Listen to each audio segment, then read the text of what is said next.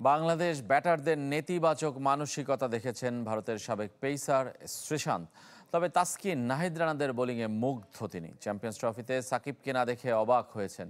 কথা বলেছেন ভারত অস্ট্রেলিয়া প্রথম সেমিফাইনাল নিয়েও। দুবাই থেকে আরিফুল ইসলামের report. Vision hot and cool AC 4-way solenoid valve টেকনোলজিতে হিটিং ও কুলিং দুই মোডেই কাজ করে সমানভাবে। Vision hot and cool AC. Dubai স্টেডিয়ামের বাইরে ভক্তরা যাকে ঘিরে রেখেছে তিনি সাবেক ভারতীয় ক্রিকেটার শ্রীশান্ত, 2007 টি-20 বিশ্বকাপ জয়ী দলের সদস্য। চ্যাম্পিয়ন্স ট্রফি নিয়ে শ্রীশান্তের প্রতিক্রিয়া জানতে আগ্রহী গণমাধ্যম কর্মীরা। সেমিতে মাইটি অস্ট্রেলিয়ার মুখোমুখি ভারত, তারপরও ভয়ের কিছু দেখছেন না সাবেক পেসার। রোহিতের নেতৃত্ব দারুণ, অস্ট্রেলিয়াকে অন্য দলের মতো দেখছে।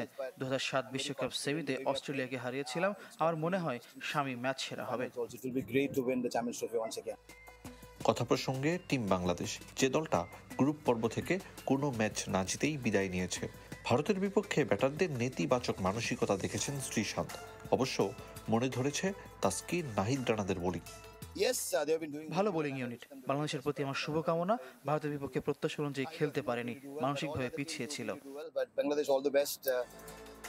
সাকিব আল হাসানের সাথে সুসম্পর্ক রয়েছে শ্রীশান্তের, তাই হয়তো চ্যাম্পিয়ন্স ট্রফিতে সাকিবকে না দেখে কিছুটা অবাক হয়েছেন।